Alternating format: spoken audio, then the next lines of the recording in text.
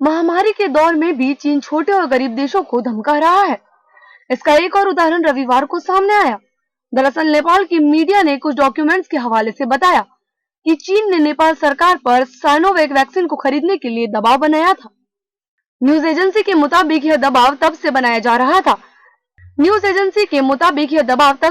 जा रहा था जब चीन की वैक्सीनेशन का एफिशिएंसी डेटा भी मौजूद नहीं था और न ही इसकी पुष्टि हुई थी।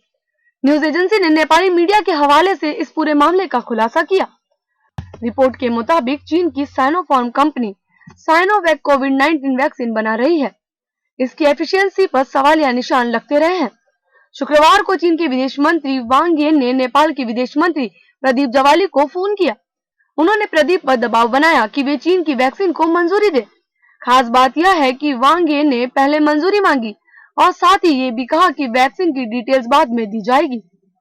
काठमांडू में चीन की एम्बेसी पर नेपाल की राजनीति में दखलंदाजी के आरोप लगते रहे हैं। अब वैक्सीन के मामले में तो इस एम्बेसी की दस्तावेज लीक हो गए। एक डॉक्यूमेंट में तो नेपाल सरकार को धमकी दी गई है कि अगर उसने वैक्सीन को मंजूरी देने में देरी की तो फिर नेपाल को इसके लिए लंबा इंतजार करना होगा। रिपोर्ट के मुताबिक नेपाल सरकार ने लीक हुए दस्तावेजों की पुष्टि करते हुए इसे सही बताया। दूसरी तरफ चीन की एम्बेसी ने इस मामले में कुछ भी कहने से इनकार कर दिया। नेपाल ही नहीं, पाकिस्तान समेत दुनिया के कई देशों में चीन की वैक्सीन पर सवालिया निशान लग रहे हैं।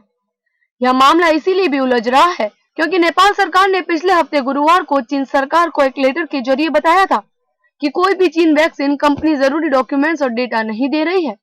31 जनवरी को चीनी दूतावास ने कहा था कि वो नेपाल को साइनोवैक वैक्सीन की 3 लाख डोज मुहैया कराएगी। भारत और ब्रिटेन नेपाल को 2-2 लाख वैक्सीन पहले ही भेज चुके हैं।